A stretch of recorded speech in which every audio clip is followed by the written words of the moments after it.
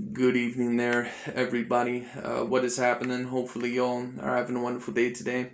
So, I thought that I would talk about this Jermall Charlo versus Juan Macias Montiel fight that ended up happening yesterday. I actually didn't even know that this fight was happening until yesterday, so I figured out literally last minute when it came down to it. But yeah, I watched a little bit of this fight. Didn't watch the full fight, so I had to catch the second half of the fight with just some highlights. But I heard the second half of the fight was somewhat competitive, and from what I've seen from the highlights, it certainly looked that way when it came down to it. So we're gonna talk about it here, and we're going to talk about what I think about what I thought about Jermall Charlo's performance from what I seen when it came down to it, and some of you guys can add on some notes if you saw anything different when it comes down to it. Anyways, man, so I talked about this fight months ago when it came down to it. I never gave a prediction about this fight because I thought that it was pretty obvious what the fight prediction would have been. Of course, I expected Jermall Charlo to win this fight. I personally predicted that he was going to stop Montiel. Congratulations to Montiel for actually surviving all 12 rounds, for how awkward and, I don't want to put it bluntly, I don't want to shit all over Macias Montiel or anything, but when I first saw him within those first couple rounds, I was like, wow, this dude really does not have what you would call an A-grade skill set. Very awkward, very weird foot movement and leg movement. It was just very, very awkward. I didn't think his punches overall were being thrown from a great standpoint when it came down to it, but it is what it is. Anyway, when it comes down to it, man, I thought Jermall Charlo, I thought he was going to have a little bit more of an impressive performance against Juan Montiel. But am I surprised that it ended up being somewhat competitive as it was in the second half of the fight? No, I can't say that I'm overly surprised because Jermall Charlo in certain fights, like I said, there's been certain times where Jermall Charlo has had problems against B and C class competition. Like I said, man, these guys, especially these channels sometimes that I tend to review, which are these LDBC and new media channels, they try to tell you this thing about Canelo Alvarez, that Canelo, he's facing these fighters, that are the weakest that he could possibly face. Why doesn't he face a Demetrius Andrade and a Jermall Charlo? Well, and I keep telling people this, and I have certain people that dispute it, but like I said, if we're just taking a look at things realistically, when you take a look at it, Jermall Charlo and Demetrius Andrade, they're not really in that much more of a different category than some of the other fighters that Canelo is facing. Especially if we're talking about a Billy Joe Saunders and a Caleb Plant, especially a Caleb Plant, who I think actually is the biggest threat to Canelo out of either the 160 or 168 pound division. Now I have Canelo winning all those fights anyway, but when it comes down to it overall, um, just looking at Jermall Charlo yesterday, what I'm going to say is this. I think that he was clearly trying to go for the knockout in the first half of the fight. I think he was trying to impress the crowd. So he kind of ran out of energy a little bit in the second half, which I think was a part of the reason why he was getting caught with certain punches. I think he could have had a more impressive performance when it came down to it.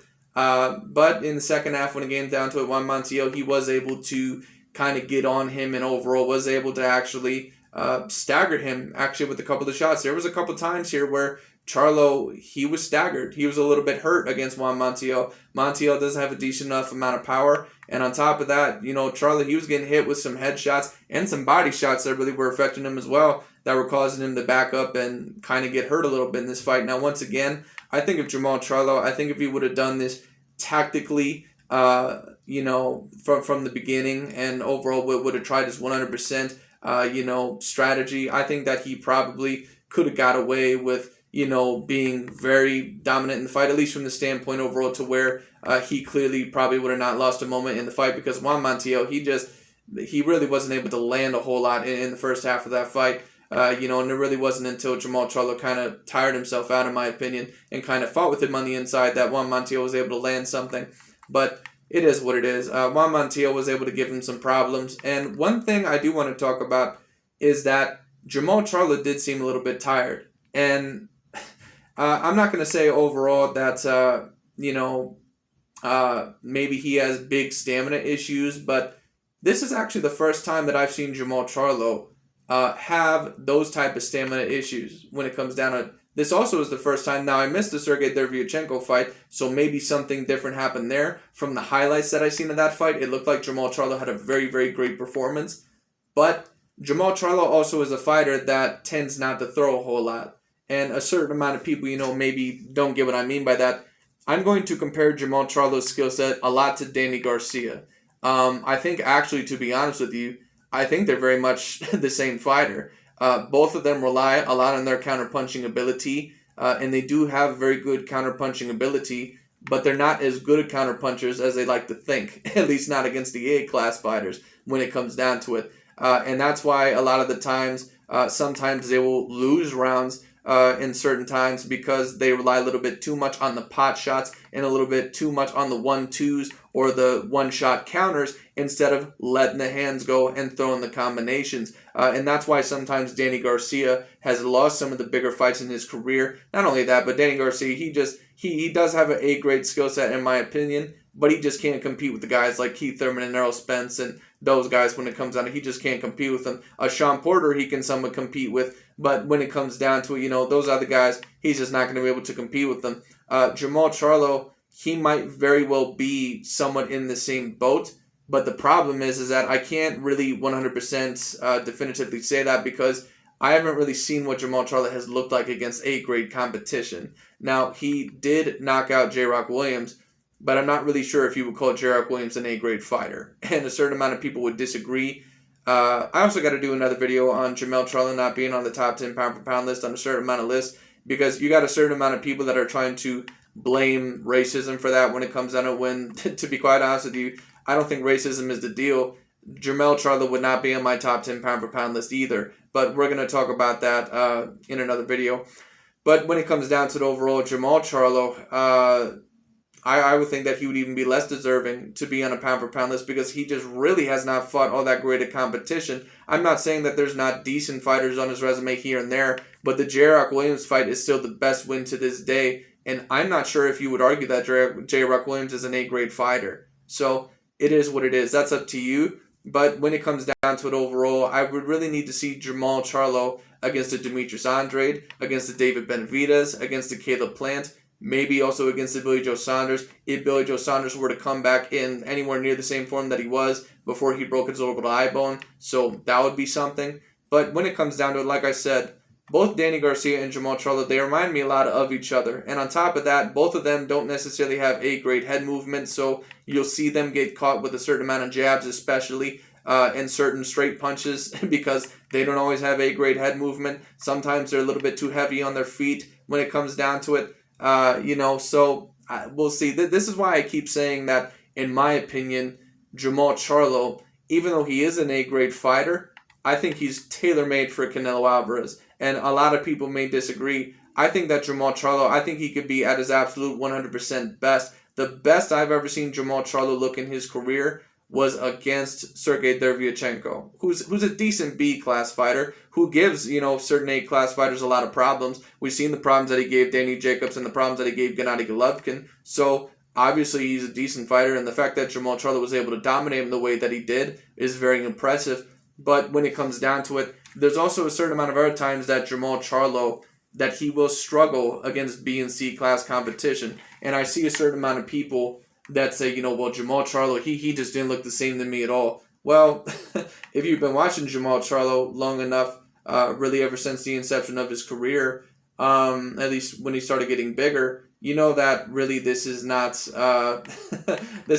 new news. It is what it is. Jermall Charlo, just like any other fighter out there within those divisions, there are certain fights that he does have problems with. It is what it is. Now, if he were to say face a Canelo Alvarez next, do I believe overall that he would look the same in the Canelo fight as he did in this fight? No, I think obviously he would have a different strategy, and I think he would at least try to be sharper. I think certainly he would be more within his senses. But when it comes down to it, the skill set that he has, he just doesn't have the boxing pedigree that Canelo Alvarez has. And I'm not sure if he has the boxing pedigree that a lot of these guys have. To be honest with you, if Jermall Charlo were to face Demetrius Andrade, David Benavidez, Caleb Plant, even a Billy Joe Saunders before he fought Canelo Alvarez, does Jermall beat any of those guys?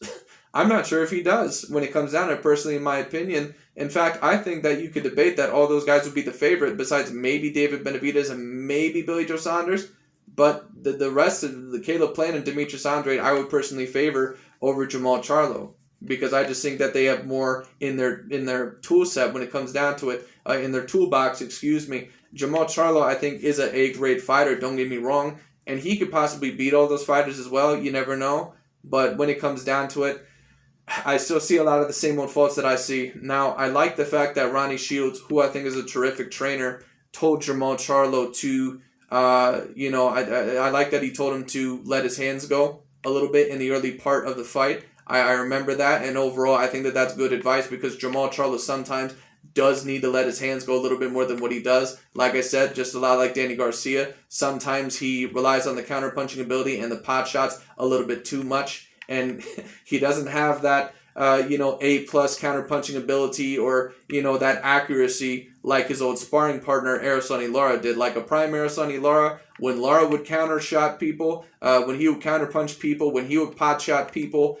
a lot of those punches would land. Lara was up there. Now, of course, Lara wasn't usually facing the same amount as A-grade competition as a Floyd Mayweather, but when you took a look at the two most accurate punchers in all of boxing, Mayweather was landing a 50% connect percentage. You know who else was? Araceli Lara. Araceli Lara can maybe get away with that a little bit more, because he is an A-grade counterpuncher, and he's just excellent at setting up traps. He's excellent overall at setting up certain tricks for you to run into certain punches. Jermall Charlo just doesn't have that type of boxing IQ. He doesn't have that counter-punching ability. He is very good at countering people on the inside, and he can catch you with certain counters on the outside when he really needs to. But like I said, it's very much like a Danny Garcia when it comes down to it. Very good counter-punching ability, not A-plus counter-punching ability when it comes down to it. And I did see him land a decent amount of shots, especially in the early part of this fight against Montiel, where he was able to hurt him when it comes down to it. So like I said, he does have very good counter-punching ability, but I wouldn't say that it's A-plus when it comes down to it. So he needs to be careful against some of these fighters. He is going to have to let his hands go against some of these fighters. And when he did let his hands go against Montiel, maybe it was because he was just looking for the knockout a little bit too much. I don't know. But he did seem a little bit tired in this fight. And I'm actually starting to wonder, does Jermall Charlo not really throw that much in certain fights because maybe he does not have the stamina for it? And if he has stamina issues against a lot of those fighters, good luck. Because those fighters, Caleb Plant, Billy Joe Saunders, David Benavidez, I might be missing one other. Those fighters are no joke. Those fighters are no joke, and especially if you're talking about facing Canelo Alvarez. And this is why I just don't see Jermall Charlo ever beating Canelo. I think Jermall Charlo could be at the best of his game. There's just too much that Canelo Alvarez has over him. Really, there's not a single fighter out there within the 160, 168 pound divisions that I look at and say, wow, they have a lot of advantages over Canelo. There's not one. Jermall Charlo, I believe maybe he's a bit taller, maybe he has a little bit of a longer reach, but besides that, man, Canelo has every other natural advantage when it comes down to it. He's stronger than Charlo, he's faster than Charlo, he's more defensively responsible, he has better overall head movement when it comes down to it, he has better punching accuracy, the better counter puncher. I don't see how Jermall Charlo ever beats a Canelo Alvarez if Canelo is at his best. I just don't see it when it comes down to it. I think Jermall Charlo, I think if he were to face Gennady Golovkin right now, I think he can beat a Gennady Golovkin right now. I think if he were to face a Yami Munguia, I think he can possibly beat a Yami Munguia. I don't think that, I don't doubt that much. But when it comes down to it, when it comes to those Demetrius Andrades, those Caleb Plants, David Benavidez's, and especially Canelo, ooh, I don't know. I don't know about those fights, man. We'll have to see. From what I hear, Demetrius Andrade and Jermall Charlo, at least allegedly, they're according to them, they're gonna try to get a fight soon when it comes down to it. We'll have to see what happens. But I don't know. It'll be very interesting. But anyways, like I said, I'm not going to criticize Charlo too harshly. At least, hopefully, I didn't. But like I said, a lot of the same faults that I've been seeing there for years, they're still there at times. Not always a great head movement when it comes down to it. Sometimes doesn't always let his hands go. Relies a little bit too much on his pot shotting and counter punching ability when not all the time it's A grade. So you know, we'll see what happens. But that's my opinion of the fight when it comes down to it. We'll see. We'll see what happens. I'm hoping Jermall Charlo gets a big fight soon. Once again, he said a while ago that he wanted David Benavidez and Caleb Plant. And like I said, I didn't think that he was serious because really he wasn't serious. But it is what it is. Anyways, that's my opinion of the fight. I think Jermall Charlo in future fights, if he has to, certainly will look better than what he did. But it depends on who he's against. You know, once again, if he faces one of these A-class fighters next, a Caleb Plant, a Demetrius Andrade, a David Benavidez, if he faces one of those guys, you know, within the next year, he could have a lot of problems. So we'll see what happens. But anyways, that's really about it for my video today. Let me know overall what you guys thought on the fight. Thought it was interesting. Was expecting Charlo to get the stoppage, but he got the win anyway, unanimous decision, so it is what it is. So the fight went somewhat as I thought it would, but, you know, I just thought Charlo would get the stoppage. Anyways, let me know what y'all thought. That's really my opinions on the fight. I gotta go for now. Thank you so much for watching, and I'll talk to y'all later.